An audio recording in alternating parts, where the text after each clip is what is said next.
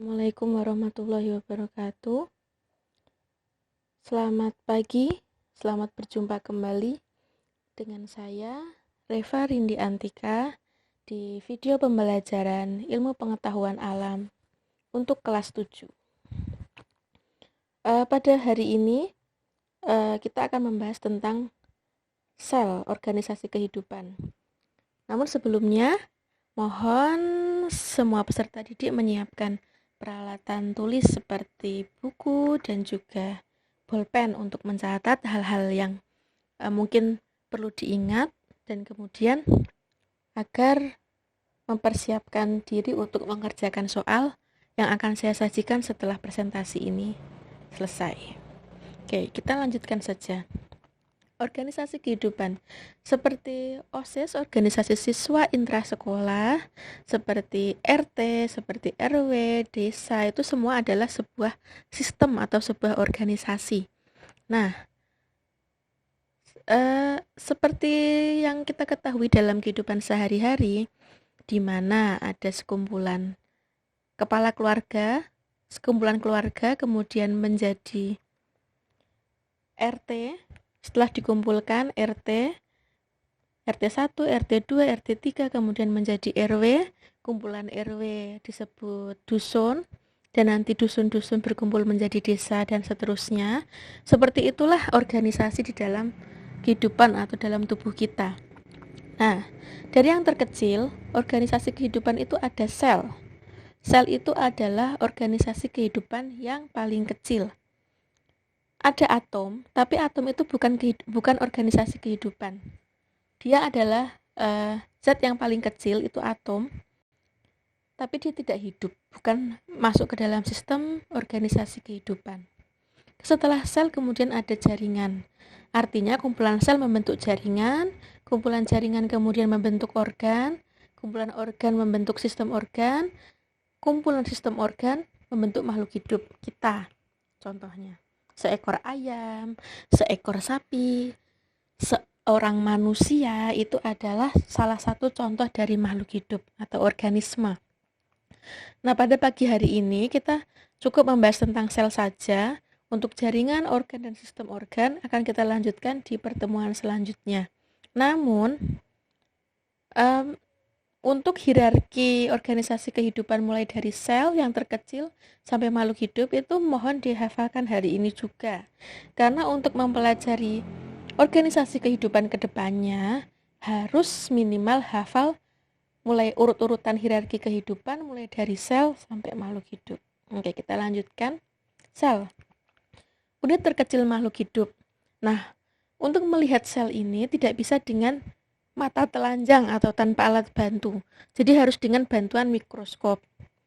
Yang pernah kita pelajari di semester 1, di mana penemu mikroskop adalah Robert Hooke pada tahun 1665. Nah, ini adalah contoh sel-sel. Ini adalah yang sebelah kanan warna biru, itu adalah sel tumbuhan. Sementara yang sebelah kiri warna hijau itu adalah sel hewan. Kita lanjutkan. Nah, bagian sel. Jadi dalam satu sel ini terdapat bagian-bagiannya. Ibaratnya dalam suatu tubuh itu ada tangan, ada kaki, atau dalam suatu TV itu ada layar yang digunakan untuk melihat gambar, kemudian ada speaker untuk audio untuk memancarkan audionya seperti itu. Nah, dalam sel itu organnya ada banyak sekali. Yang pertama ada membran sel, itu yang di bagian luar, kemudian inti sel atau nukleus itu mengatur semua kegiatan sel. Nah, ini adalah otaknya. Otak dari sel itu adalah pada inti sel atau nukleus. Kemudian sitoplasma itu adalah cairan yang berada di dalam sel tapi berada di luar inti sel, itu namanya sitoplasma. Nah, dia ini di dalam sitoplasma ini ada banyak organ, salah satunya ada ribosom yang berfungsi sebagai sintesis protein, mitokondria yang berfungsi sebagai respirasi sel atau penghasil energi, badan Golgi untuk ekskresi, kemudian RE atau retikulum endoplasma itu untuk sekresi protein dan lemak, kemudian ada vakuola, kemudian ada kloroplas. Nanti akan kita bahas lebih lanjut mengenai perbedaan sel tumbuhan dan hewan. Nah, ini bagian-bagiannya bisa dilihat dinding sel adalah sebelah sini, kemudian selaput plasma, nukleus, RE itu retikulum endoplasma, kemudian ribosom, sitoplasma, badan Golgi, mitokondria, vakuola, kloroplas. Tampak jelas di gambar ini. Nah, ini sudah jaringan yang akan kita bahas minggu depan. Sekarang kita lanjut ke bahasan sel tentang perbedaan sel tumbuhan dan hewan. Ini sama seperti tadi, urut-urutan tentang hierarki kehidupan, ada sel, jaringan organ, sistem organ, organisme. Nah, kemudian ini ada penjelasan singkat tentang membran plasma, inti sel. Seperti ini, sama seperti yang sudah dijelaskan sebelumnya di slide yang sebelumnya. Ada protoplasma atau plasma sel, kemudian ada sitoplasma. Nah, ini perbedaannya. Kalau sitoplasma itu adalah cairan yang berada di dalam sel tapi di luar inti sel.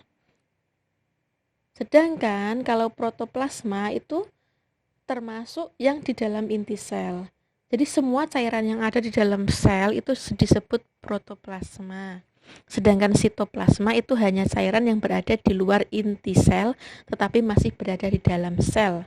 Sedangkan cairan yang berada di dalam inti sel itu namanya adalah nukleoplasma.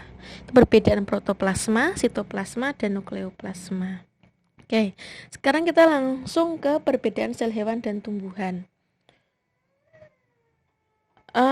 Untuk sel hewan, bentuk selnya itu berubah-ubah. Sedangkan sel tumbuhan itu bentuk selnya tetap. Kenapa? Ini karena ada peran dinding sel di dalam sel tumbuhan. Sel tumbuhan memiliki dinding sel, sedangkan sel hewan tidak. Lanjut, yang tersusun ini sudah ya, memiliki dinding sel yang tersusun dari selulosa, sedangkan hewan tidak memiliki dinding sel. Vakuola pada tumbuhan itu besar karena fungsinya untuk menyimpan cadangan makanan dan hanya satu, vakuolanya tunggal. Sedang pada hewan, vakuolanya itu kecil dan banyak. Jumlahnya banyak.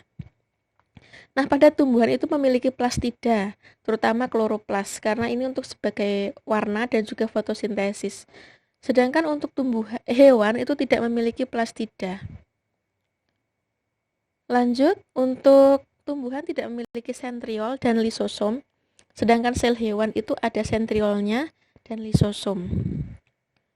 Ini ada beberapa perbedaan antara sel tumbuhan dan hewan. Bisa dicermati, ini ada sel tumbuhan, strukturnya seperti ini, sel hewan strukturnya seperti ini. Dinding sel ini yang paling mudah kita lihat adalah dinding sel. Dinding sel pada tumbuhan itu terlihat rapat dan ada yang bahannya dari selulosa, sedangkan pada sel hewan itu bentuk selnya tidak beraturan karena dia tidak memiliki dinding sel, sehingga tidak ada yang menahan, yang menjaga bentuk selnya itu tidak ada pada sel hewan. Kemudian kaitannya dengan kloroplas itu karena kenapa di hewan tidak ada, itu karena di hewan tidak melakukan proses fotosintesis, sedangkan tumbuhan ada proses fotosintesis. Oke. Seperti itu. Ini sudah masuk ke jaringan, akan kita bahas minggu depan. Nah, setelah ini silahkan kalian simak link yang sudah saya kirimkan, silahkan dikerjakan.